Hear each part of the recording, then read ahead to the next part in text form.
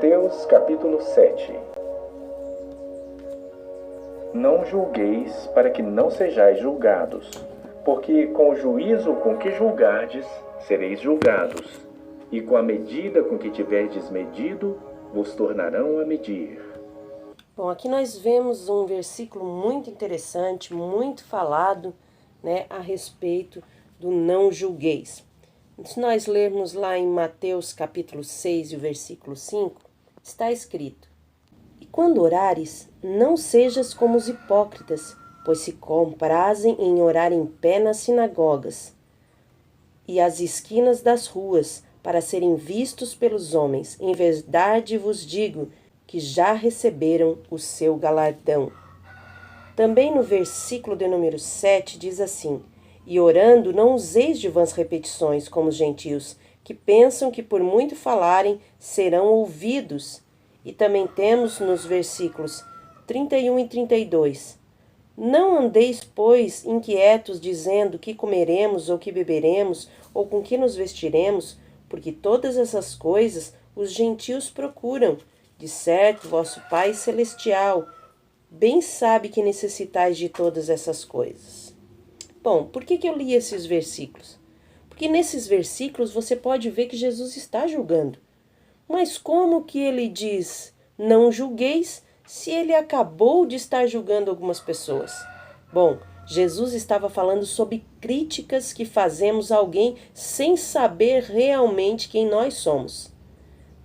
É o julgar. Jesus estava falando do julgar sem ser consciente de si mesmo, porque nós somos tão pecadores e às vezes olhamos somente, na maioria das vezes, olhamos somente para o defeito dos outros, sendo que muitas vezes nós temos até o mesmo defeito ou pior, e queremos julgar os outros sem nos julgar. Jesus estava dizendo, não julgueis, para aquelas pessoas que têm que ter consciência de si mesmo, aquelas pessoas que julgam sendo erradas da mesma maneira. O julgar que parece ser incapaz de olhar para si mesmo com clareza, aquele olhar de, poxa, eu também sou pecador, como eu estou julgando alguém pecador se eu sou pecadora?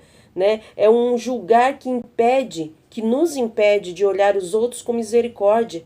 Jesus, ao contrário, ele poderia julgar, porque ele era misericordioso e ele tinha, vamos dizer, nos dias de hoje, toda a moral possível para falar de quem quer que fosse. Já nós não, nós somos pecadores, somos falhos, Isso ele estava dizendo para nós e para todas aquelas pessoas, naquela época e para os dias de hoje, para essas pessoas que gostam de julgar, mas são tão pecadoras ou mais, ou tanto quanto as pessoas que estão julgando, Esse julgamento que nos impede de enxergar o quão falho nós somos. Também falando sobre o julgar, se achando melhor, e julgar massacrando com uma medida desproporcional o pecado do outro, como se o meu pecado não fosse tão grande quanto o do meu irmão. Por exemplo, nós julgamos quando vemos um drogado. Julgamos quando uma pessoa cai nas drogas. Meu Deus, caiu de novo. Já é a 10ª vez que cai, nunca vai dar jeito. A gente julga essa pessoa, a gente critica essa pessoa, mas não criticamos quando nós mentimos. Às vezes uma mentirinha simples, uma mentirinha pequena que aos nossos olhos não vai causar um estrago, um efeito tão grande. Ei, mas para Deus, tanto aquele que cai nas drogas, ou aquele que é mentiroso, aquele que fica mentindo, o pecado é o mesmo. Para Deus não existe tamanho de pecado. Para Deus, esses dois pecados são do mesmo nível. Na verdade, eu ouso até dizer que a mentira seria um pecado maior, porque as drogas é um vício, e é um erro sim, é um pecado. Você está destruindo o seu templo, O templo do Espírito Santo que é você. Agora já a mentira, se nós fôssemos colocar nível de pecado, a mentira seria algo muito terrível, porque, na verdade, ela é algo muito terrível. Mas por quê? Porque na Bíblia fala bem claro que o pai da mentira é Satanás. Então, por que nós julgamos um drogado e não julgamos a nossa mentira? Então, era disso que Jesus estava falando.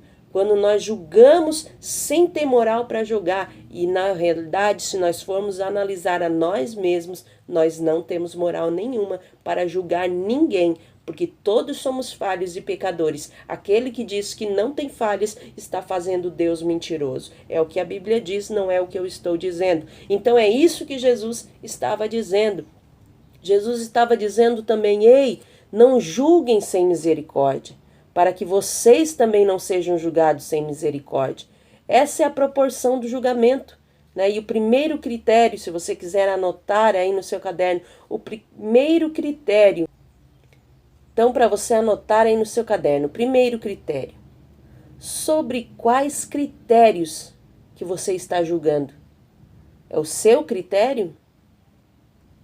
Segundo, para quem vocês olham e quanto julgam? Você está olhando para a pessoa? Você está olhando para Jesus e pensando se ele julgaria daquela maneira? Você está medindo o pecado do seu irmão ou da sua irmã ou de alguém sendo baseado no seu achismo? E se o errado for você? Hein? Terceiro critério, você deve se perguntar: e se fosse você que estivesse no lugar desta pessoa que está sendo julgada? Será que você não faria o mesmo? Como você se sentiria? Qual critério desses três que eu falei que você está usando? Você está olhando para quem? Porque eu e você não somos base para olhar. Mas Jesus sim. Quando nós julgamos alguém, nós temos que olhar a base de Jesus. E Jesus olhava primeiramente a todos com um olhar de misericórdia. Era isso que Jesus estava tentando ensinar naquele momento. E por que reparas tu no argueiro que está no olho do teu irmão, e não vês a trave que está no teu olho? Ou como dirás a teu irmão: deixa-me tirar o argueiro do teu olho, e eis uma trave no teu olho? Hipócrita, tira primeiro a trave do teu olho, e então verás claramente para tirar o argueiro do olho do teu irmão. Bom, aqui Jesus continua dizendo, né, que sobre o julgamento, falando, explicando. E ele está falando aqui que era como se fosse alguém com uma bola de basquete no olho, quisesse então tirar o cisco do olho de alguém. Jesus ele estava dizendo: seu olho é tão bom que não consegue enxergar o cisco? Mas está tão limitado que não enxerga uma bola de basquete? Hein? É isso que Jesus estava dizendo. Será mesmo que os nossos olhos estão tão bons assim, ao ponto de enxergar um cisco no olho do nosso irmão, mas está tão cego ao ponto de não enxergar uma bola de basquete no nosso olho? É algo bem complexo, né? E era isso que Jesus queria trazer. Por exemplo, nós vemos na Bíblia Sagrada alguém que fez isso, Davi, o rei Davi. Quando Natã chega diante dele e conta lá a história da ovelha, de alguém que tinha pego uma ovelha, de um certo homem que tinha muitas ovelhas, e quando veio visita na sua casa, ele pegou a ovelha do seu vizinho, que só tinha uma ovelha, e deu, né, e assou aquela ovelha, fez um cozido, fez ali, preparou aquela ovelha para que a sua visita pudesse comer. E aí Davi se enfurece, né? Davi se enfurece porque ele pensou que era um outro homem, que era um homem qualquer, e ele se enfurece dizendo: esse homem deve pagar, deve morrer. Ficou muito irado. Aí quando Natã fala para ele: ei rei, este homem és tu, Davi cai em si. E às vezes assim acontece conosco. Nós julgamos os outros e fazemos igual ou pior e não temos consciência disso. Quando passamos pelo momento de erro, às vezes a gente nos torna misericordioso porque nós queremos misericórdia, mas quando se trata dos outros, a gente muitas vezes, na maioria delas, acaba julgando sem se lembrar de que nós também somos pecadores, de que nós também erramos, né? A gente não gosta de olhar no espelho, eu sempre gosto de dizer assim, no espelho, a gente não gosta de ver os defeitos, a gente gosta de ver as qualidades. E um julgamento que vence a misericórdia não pode existir. Era isso que Jesus estava dizendo. Não há julgamento correto que vença a misericórdia. A misericórdia deve estar acima do julgamento. Bom, para separar o erro da pessoa, esse seria, né, também um dos critérios. Nós precisamos separar. Ah, mas eu não gosto de fulano, então eu vou aplicar um julgamento de tal maneira. Se eu gosto da pessoa, eu vou passar a mão por cima, eu não vou aplicar uma punição tão severa. Era isso que o povo estava fazendo e era isso que Jesus estava fazendo, né? Estava falando para ele, porque tinha aqueles também que agem como se estivessem dando pérola aos porcos, né? Na sequência, Jesus vai falar disso. E existe algo muito interessante que eu quero compartilhar com você sobre essa história, né, da pérola aos porcos. Por que saiu por que Jesus falou sobre isso, dar pérolas aos porcos? Porque conta na Midrash, né, que é as histórias contadas em Israel, que um homem tinha saído para uma mina e ele tinha encontrado muitas pedras preciosas. E dentre elas tinham pérolas, muitas pérolas. Eles tinham ido, né, a um lugar onde eles encontraram pérolas, né, talvez perto do mar, algo desse tipo. Eu não sei exatamente aonde foi, mas enfim, este homem ele estava com muitas pedras e pérolas preciosas dentro do seu bolso, e na volta para casa ele encontra então ali porcos selvagens, né, javalis e porcos selvagens que estão muito famintos e começam a querer atacá-lo. Ele sai correndo e os porcos saem atrás dele. O que ele tinha de comida na bolsa, ele jogou, os porcos comeram e vieram ainda continuando, porque eram muitos, vieram correndo atrás dele. E ele de repente começou a jogar aquelas pedras preciosas, aquelas pérolas para aqueles porcos. Mas os porcos cheiraram e de nada tinha valia, não tinha valor nenhum.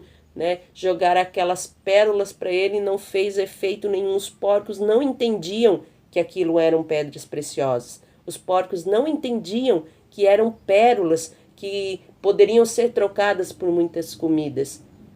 Então, de nada adiantava ele ter jogado aquelas pérolas, aqueles porcos, porque eles não entenderam o valor real, o significado real de uma pérola e acabaram matando esse homem.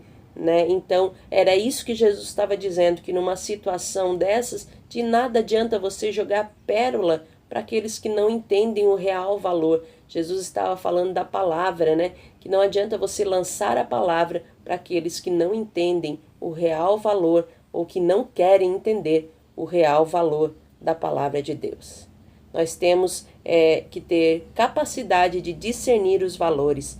Valores importam. Nem tudo se fala para todos. O nosso problema é que às vezes a gente sai falando para todo mundo e quer que todo mundo receba da mesma maneira que nós recebemos. Mas existem pessoas que não vão entender o real valor daquilo que você tem falado para elas. Então era isso que Jesus estava dizendo. Ei, valores importam e nem tudo se fala para todos. Não deis aos cães as coisas santas, nem deiteis aos porcos as vossas pérolas. Não aconteça que as pisem com os pés e, voltando-se, vos despedacem. Pedi e dar-se-vos-á. Buscai e encontrareis. Batei e abrir-se-vos-á. Bom, se você quiser anotar aí, pedir implica querer.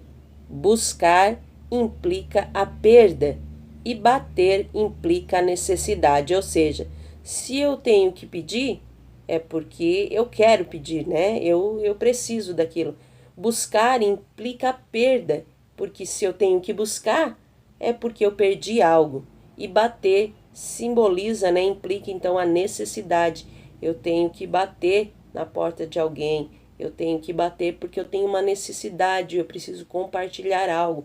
Há uma necessidade, sendo boa, né? No lado bom de compartilhar algo bom, ou então de pedir algo em troca. De alguma maneira o bater, então ele implica a necessidade. Porque aquele que pede, recebe, e o que busca, encontra, e ao que bate, abrir-se-lhe-á. E qual dentre vós é o homem que, pedindo-lhe pão o seu filho, lhe dará uma pedra, e pedindo-lhe peixe, lhe dará uma serpente? Se vós, pois, sendo maus, sabeis dar boas coisas aos vossos filhos, quanto mais vosso Pai, que está nos céus, dará bens aos que lhe pedirem. Portanto, tudo o que vós quereis que os homens vos façam, fazei-o também vós, porque esta é a lei e os profetas. Entrai pela porta estreita, porque larga é a porta e espaçoso o caminho que conduz à perdição, e muitos são os que entram por ela. E porque estreita é a porta e apertado o caminho que leva à vida, e poucos há que a encontrem.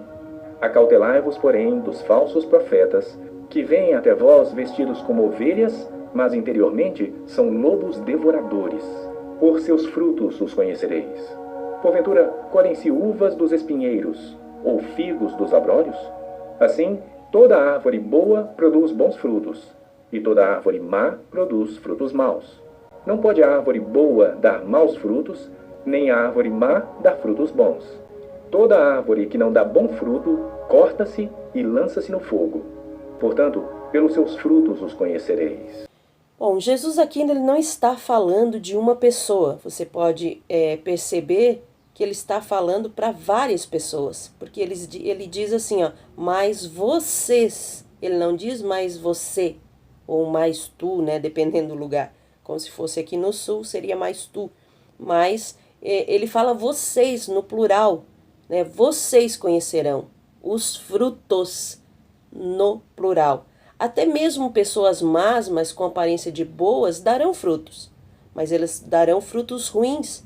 O que fazer então para identificar a maneira mais correta, a maneira mais sábia de você conhecer o fruto de uma pessoa e saber que esse fruto não é ruim, mas é um fruto bom, é a espera, é o esperar. O testemunho é a melhor defesa. Você vai dar fruto bom ou ruim, mas você vai dar algum fruto. Ou seja, isso que você vai fazer, esse fruto que você vai produzir, vai falar sobre você.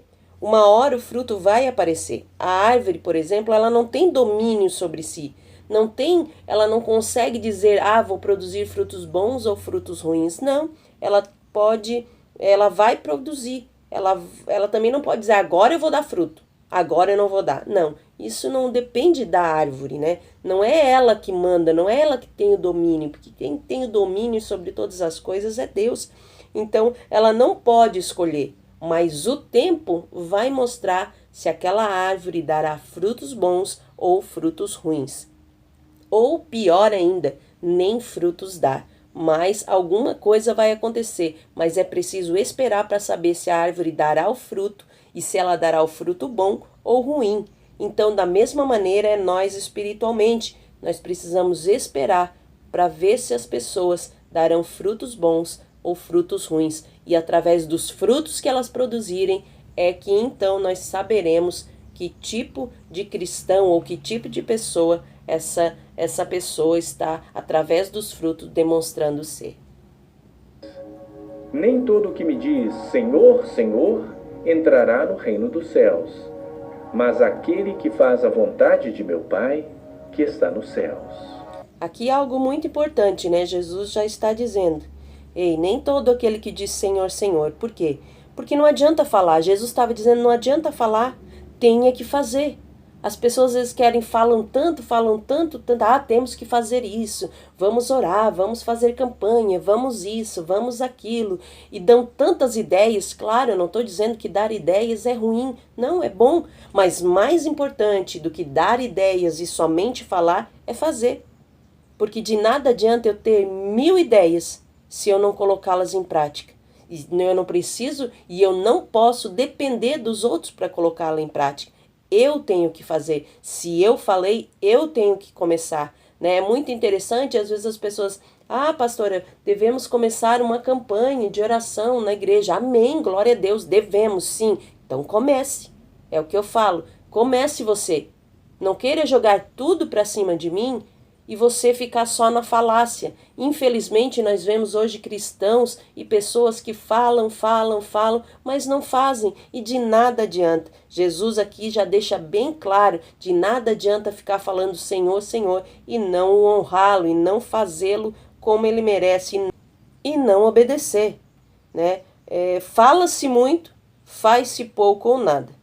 É o famoso faz o que eu digo, mas não faz o que eu faço. Infelizmente, é o que tem acontecido muito no meio das igrejas. Muitos me dirão naquele dia: Senhor, não profetizamos nós em teu nome, e em teu nome não expulsamos demônios, e em teu nome não fizemos muitas maravilhas? E então lhes direi abertamente: nunca vos conheci. Apartai-vos de mim, vós que praticais a iniquidade. Todo aquele, pois, que escuta estas minhas palavras e as pratica, assemelhá-lo-ei ao homem prudente que edificou a sua casa sobre a rocha. E desceu a chuva, e correram rios, e assopraram ventos, e combateram aquela casa, e não caiu, porque estava edificada sobre a rocha. E aquele que ouve estas minhas palavras e não as cumpre, compará-lo-ei ao homem insensato que edificou a sua casa sobre a areia. E desceu a chuva, e correram rios, e assopraram ventos, e combateram aquela casa, e caiu. E foi grande a sua queda. E aconteceu que, concluindo Jesus este discurso, a multidão se admirou da sua doutrina, porquanto os ensinava como quem tendo autoridade, e não como os escribas. Bom, aqui nós vemos então, algo muito interessante para encerrar esse capítulo, que é a casa sobre a rocha. Nós vemos em outro evangelho, mais à frente, nós vamos ver que está mais detalhado, e ali fala que este homem, ele cavou até chegar à rocha. As pessoas acham que essa casa tinha que estar firmada em Jesus. Sim, concordo. Mas como estar firmada em Jesus? E em outro evangelho, nós vamos ver mais à frente, fala exatamente sobre o cavar, porque o que importa é o alicerce. Tudo o que eu disse pode ter animado vocês, mas se vocês só ouvirem e não obedecerem, não adianta. Era isso que Jesus estava dizendo. Já na continuação, ele continua o seu discurso, o seu sermão, falando sempre a mesma coisa, deixando bem claro que a importância do obedecer é muito mais importante do que qualquer outra coisa. De nada adianta eu orar, jejuar, mas não obedecer. Eu preciso obedecer. Orar, jejuar faz parte? Sim, é preciso. Mas se eu não obedecer, pouco adiantará. Nada adianta, na verdade, o que Jesus está falando. O maior desafio do homem, na realidade, é ser obediente. Quão difícil é nós vermos pessoas que se dispõem a obedecer 100% o Senhor. Porque também obedecer pela metade não adianta. Nós precisamos ser 100% obedientes a Ele. A casa, ela pode até ser bonita, ela pode ser maravilhosa, mas se ela não tiver alicerce, se não for cavar, e cavar o que é orar, é buscar a Deus, é ter relacionamento, é buscar obedecer, é não querer fazer as coisas apressadamente, é não querer fazer de qualquer maneira, mas sim fazer com excelência, porque é para o Senhor que nós estamos fazendo. Então tem que ter paciência para cavar. Você olha do lado, já tem uma casa bem bonita e de repente você está só no buraco ainda. Mas é preciso cavar. É preciso de relacionamento com Deus, é preciso esperar, é preciso se humilhar na presença dele, é preciso, não adianta ter uma casa toda bonita e qualquer vento ela vinha a ser derrubada, ou seja, não adianta você orar bonito, você jejuar bonito, mas qualquer vento te tirar da presença do Senhor porque você não obedece, ou você de repente fraquejar. Ei, isso não é importante, o importante é você cavar, e cavar traz calo na mão, traz sofrimento. Ei, se você está só no buraco, não tem problema, é preciso ter firmeza, continue cavando, continue buscando, coloque a sua casa bem cavada, com um alicerce bem firme e forte na presença do Senhor. Pessoas hoje em dia não querem mais passar a fase do buraco, essa fase do cavar. Elas querem já construir de qualquer maneira, querem atropelar as coisas, não esperar o tempo de Deus, e muitas vezes ainda acabam culpando a Deus por Deus fazerem elas passarem por esse processo. Mas o processo é preciso, nós precisamos passar pelo processo para que o propósito se cumpra na nossa vida. Porque quando a tempestade vier, ela não quer saber se a casa vai estar bonita ou se vai estar feia, mas ela vai destruir aquela que não está com o alicerce forte, mas aquela que estiver com o alicerce forte, cavado, baseado, até chegar na rocha, encontrar da rocha lá no fundo, aí sim esse vento não vai derrubar. Você veja bem que as duas casas estavam no mesmo terreno, era uma no lado da outra. E como que uma foi derrubada e a outra não? Porque um cavou, um esperou o tempo de Deus, foi ali com calos nas mãos, sofrimento, mas ele conseguiu chegar até a rocha mesmo, até a pedra, ele conseguiu atingir, e no mundo espiritual ele conseguiu atingir o coração de Deus, com o relacionamento com ele, o princípio de todas as coisas. Então eu quero agora encerrar este capítulo, desejando que Deus abençoe a sua casa, a sua vida, a sua família, o seu ministério, em nome de Jesus. E quando orardes, nossa, mas tá aqui de novo, já tem que cortar corta essa parte, Lana. Né, a respeito da proporção do julgamento sobre quais